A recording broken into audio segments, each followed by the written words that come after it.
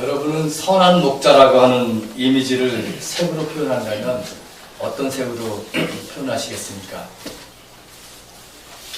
푸른 풀밭이 생각나서 초록색으로 생각나십니까? 초록색이? 혹은 넓은 하늘이 생각나서 파란색이라고 하겠습니까?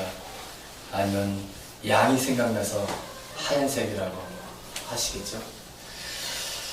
이렇게 다양한 색으로 표현할 수 있을 것입니다. 그만큼 목자라고 하는 말이 어느 정도 우리에게 익숙하게 되었다는 것입니다.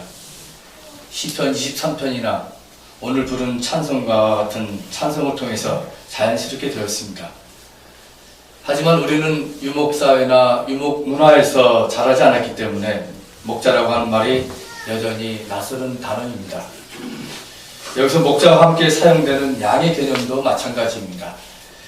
오히려 우리에게는 양보다는 소나 닭이 더 마음에 와닿기도 합니다.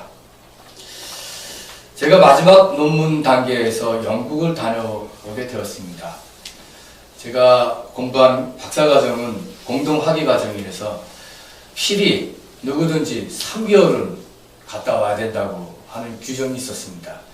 그래서 저는 돈이 없어서 어떻게 하면 영국에 안 갈까? 버티고 버텼습니다. 그래서 지도교수한테도 찾아가고 또 상담도 하고 그러는데 갔다 와야 된다. 그런 거예요. 그럼 최소한 한 달이라도 갔다 오라고 그러더라고요. 그럼 갔다 오겠습니다. 그래서 돈을 모으기 시작해서 결국은 한 달도 못 채우고 한 3주인가 갔다 왔어요. 지도교수, 그쪽에 또 지도교수가 있어가지고.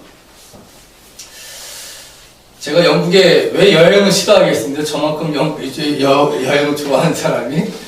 근데 안 가냐고 버티고 버텼던 게 이제 경제적인 문제 때문인데, 그래서 돈을 아끼고 비행기 타고 런던에 도착해서 제가 있던 학교는 엑서터 대학인데 남부에 있었어요. 그래서 거기서 비행기를 타고 가야 되는데 비행기도 못 타고 그 흔한 기차도 못 타고 장거리 고속버스를 타게 됐습니다. 그래서 그것도 무덤으로 고속버스 터미널 가가지고 갔더니 시간차가 엄청 나더라고요. 그래서 오전에 도착했는데 오후에 가는 거예요. 어쩔 수 없이 그 버스를 탈만 했어요. 그래서 그곳에서 졸다 뭐다가 결국 짐 끌고 화장실 왔다리 하다가 버텨서 결국은 그 버스를 타고 남부를 향하게 됐습니다. 그런데 말이죠. 도시를 지나서 마을을 지나서 이거 웬걸 시골에 갔더니 큰 벌판에 푼 벌판에 양들이 그렇게 많은 거예요. 이야, 저게 양이구나. 저게 말이구나. 오늘 설교가 그것 때문에 간지tum을, 이야, 정말 그렇구나. 저는 돈으로 살 수 없는 축복을 받은 거예요. 제가 생전 양을 봤어야죠. 양 못 봤어요. 이스라엘도 가보지 않았잖아요. 근데 영국에 가서 그 이름 모를 동네를 통과할 때마다, 마을을 통과할 때마다 그 커다란 풀밭에 양들이 그냥 쭉 있는 거예요. 그래서 이야, 진짜 대단하다. 올 때도 저는 그 똑같은 길로 왔기 때문에 또 한 번에 이야, 대단하구나. 그래서 저는 양하면 그 생각이 납니다. 성경이 읽을 때는 아무 문제가 없어요, 이제는. 이야, 돈으로 줄 수 없는 축복을 제가 받았고, 지금도 여러분에게 이 양에 대해서 설교를 하려고 하는 거 아니겠습니까?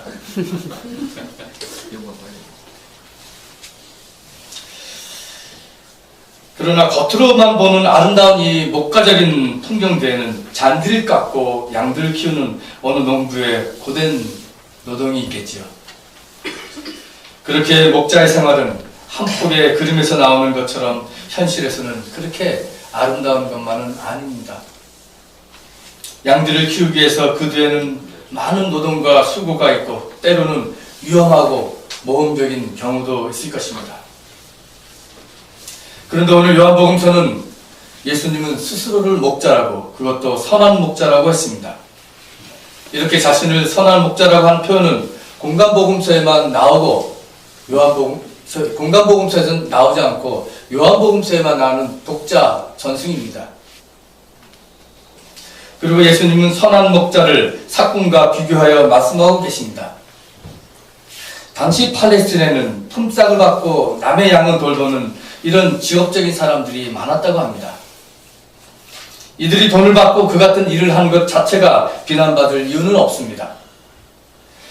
하지만 삭구는 목자와 똑같은 일을 하지만 다른 것이 있다면 위험이 닥쳤을 때 양들을 버린다는 것입니다.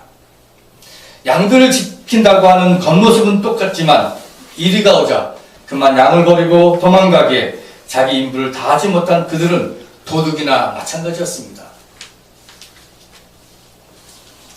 반면 선한 목자는 그 순간에도 양들을 지키고 또 양들을 위해서 목숨까지 버립니다. 그래서 오늘 본문에는 버린다는 단어가 4번 나옵니다. 11절, 15절, 17절, 18절 계속 버린다는 단어가 나옵니다. 선한 목자는 자신의 목숨을 버린다는 겁니다.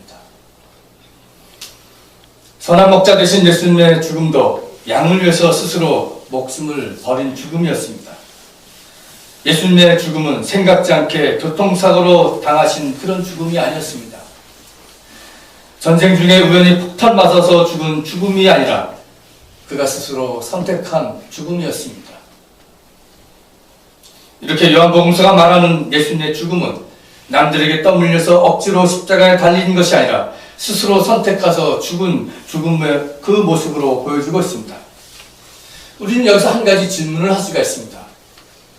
공간복음서에서 말하는 예수의 죽음하고 요한복음서에서 말하는 예수의 죽음은 다른 모습을 보여주고 있습니다. 공간복음서에서는 할 수만 있다면 이 잔을 내게서 지워달라고 하는, 이 잔을 내가 받지 않게 해달라고 하는 그런 기도를 예수님은 겟세마네 동산에서 드렸습니다. 공간복음서의 예수님의 죽음은 정치적인 타살로 묘사하고 있습니다. 그래서 죽음이 아니라 죽임이라고 합니다. 로마 권력과 그것에 야합하는 종교 집단의 그 야합에 의해서 십자가에 달려 죽은 예수의 십자가의 죽임을 말하고 있는 것입니다. 그런데 요한복음서에서는 이렇게 목자가 양을 위해서 스스로 목숨을 버리듯이 내가 스스로 선택해서 목숨을 버렸다고 합니다. 공간복음서에서 예수님의 죽음은 매우 수동적으로 나타나고 있습니다. 소극적으로. 그러나 공간복음서의 예수님의 죽음은 매우 수동적으로 나타나요. 요한복음서는 매우 적극적으로, 능동적으로 내가 선택했다고 이렇게 가고 있는 겁니다. 이렇게 복음서와 요한복음서는 예수의 죽음을 수동성과 능동성을 아주 적극적으로 여과 없이 모든 것을 다 보여주고 있습니다. 그래서 성서입니다. 공간복음서에서 수동성, 요한복음서에서의 능동성, 이것이 바로 예수의 죽음인 것입니다.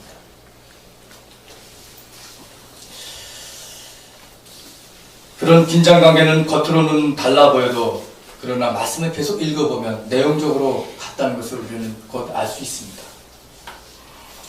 예수는 할 수만 있다면 이 잔을 피하게 해달라고 기도하면서도 결국 마지막에는 아버지의 뜻대로 하시라고 하시면서 모든 것을 하나님께 맡기는 그런 기도를 했습니다. 수동에서 능동으로 나아갔습니다. 요한복음서는 이 사건을 보고 이 십자가의 사건을 구원론적으로 본 것입니다.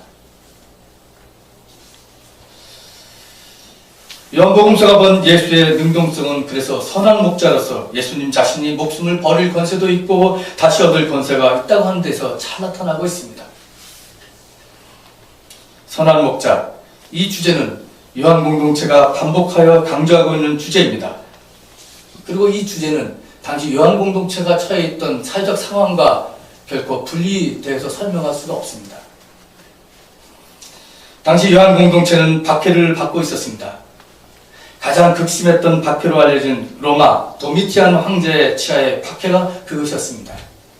AD 90년에서 96년 사이에 아주 심각한 박해가 있었던 것이죠. 요한복음서는 AD 100년경에 쓰여졌다고 합니다. 도미티안 황제의 박해 이후에 곧 쓰여진 겁니다. 그렇기 때문에 요한복음서의 공동체의 상황은 로마의 권력하에 극심한 박해하에 쓰여졌던 겁니다. 그리고 내부적으로도 심각한 도전을 받았습니다. 요한 공동체가. 그것은 이단의 공격이었습니다. 영지주의입니다. 영주주의는 제가 몇 번 설교를 통해서 설명드려서 여러분 다 아실 겁니다. 성과 속을 가릅니다. 이원론적 사고를 가지고 있습니다. 그래서 영주주의 입장은 하나님의 아들, 거룩한 하나님의 아들이 어떻게 이 땅에 올 수 있냐? 육신을 갖고 이 땅에 저렇게 걸어 다닐 수 없다. 세속은 죄이기 때문에. 예수님은 이 땅에 육신을 갖고 오신 것이 아니라 예수님이 다시는 그저 그림자다. 예수님이 십자가에 달려 돌아가신 것도 육신적으로 돌아가신 것이 아니라 그림자였다. 가연서를 주장합니다. 그래서 초대교회는 이 이단하고의 한판 대결을 벌였고 영주주의를 이단으로 규정했고 마지막 쟁취했던 교리가 성육신 사상입니다. 요한공동체는 그 당시 외부적으로는 로마 권력하에 극심한 박해에 있었고 내부적으로는 이렇게 이단적인 사상과의 갈등 관계에 있었던 겁니다. 이러한 속에서 요한공동체는 선한 목자인 주님을 설명하면서 주님 안에서 한 공동체가 돼서 바른 신앙을 유지하면서 똘똘 뭉치고 박해를 극복하고 바른 신앙을 전승하자, 이런 것 등입니다.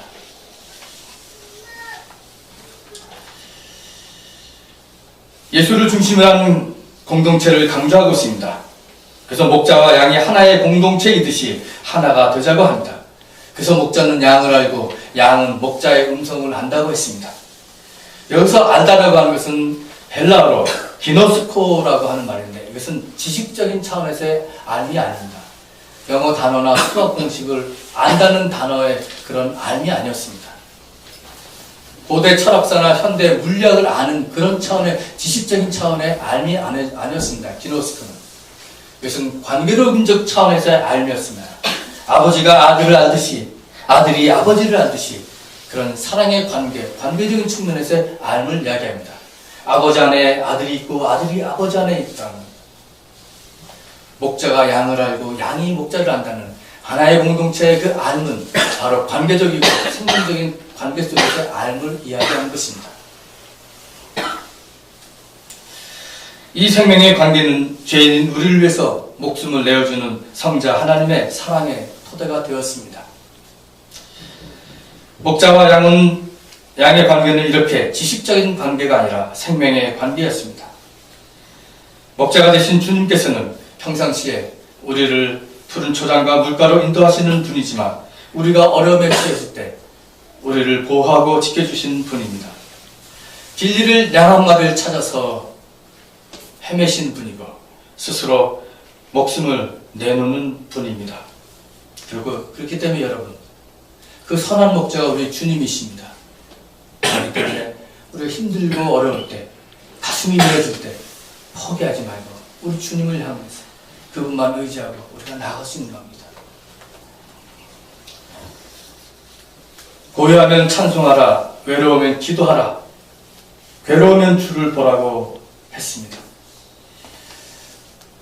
또 여기서 우리가 주의 깊게 살펴볼 말씀은 선한 목자는 이 우리에 속하지 않은 다른 양들도 함께 하나로 모은다고 하는 것입니다. 요한복음 10장 16절 말씀이 그것입니다. 나에게는 이 우리에 속하지 않는 다른 양들이 있다. 나는 그 양들도 이끌어와야 한다. 그들도 내 목소리를 들을 것이며 한 목자 아래서 한 무리 양떼가 될 것이다. 여기서 이 우리에 속하지 않은 다른 양은 누구를 말하는 것입니까?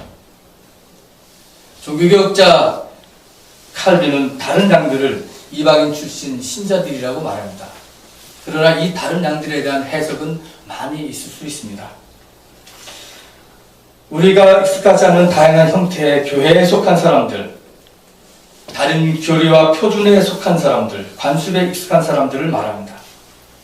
여기서 중요한 것은 그들도 모두가 다 그리스도를 알고 하나의 양이 된다는 것입니다. 그들도 선한 목자의 음성을 안다는 것입니다. 그리스도는 이 모든 다양한 형태의 신자들을 한 무리로 부르시는 유일한 목자로 요한공동체는 또 고백하며 복음의 포괄성을 여기서 또한 말하고 있습니다. 인간이 가른 민족, 계급, 인종, 성 등의 울타리가 선한 목자의 사랑으로 무너져 하나의 공동체가 된 것입니다. 그래서 요한복음은 예수를 다윗의 자손으로 만족하지 않습니다. 예수를 아브라함의 자손으로 만족하지 않습니다. 예수를 태초에 말씀이 육신이 되었다라고 태초까지 올라가고 있습니다. 하나님이 이 세상을 이처럼 사랑하셔서 독생자를 보내셨다고 합니다. 우리의 선한 목자 되신 예수님은 한 민족, 한 집단의 빛이 아니라 이 세상의 빛으로 오신 것입니다. 요한복음서가 그것을 말하고 있습니다. 한 목자 아래서 한 무리 양떼가 된다는 것은 전 인류를 향한 하나님의 보편적인 사랑과 인류의 상생 공동체를 말합니다.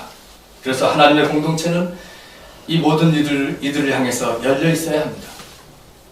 그 안에서 모든 사람을 사랑하는 포괄적인 사람이 되어야 합니다. 사도 바울은 부활하신 주님을 만나고 성령이 충만하여서 자신이 헬라인이나 야만인이나 지식인인데 모두에게 빚진 사람이라고 고백했습니다. 그 사람이 전에는 그들을 다 돌로 쳐 죽여야 할 형제로 보았는데 이제는 모두가 다 하나님의 사랑을 받아야 할 사람으로 보았던 겁니다. 선한 목자 아래서 양인 우리는 모두가 함께 의지하며 사랑하며 사는 공동체를 이루어야 합니다. 이 예배 시간 속에서 우리는 같은 주님을 만나고 같은 말씀으로 같은 은혜를 충만하게 받고 있습니다.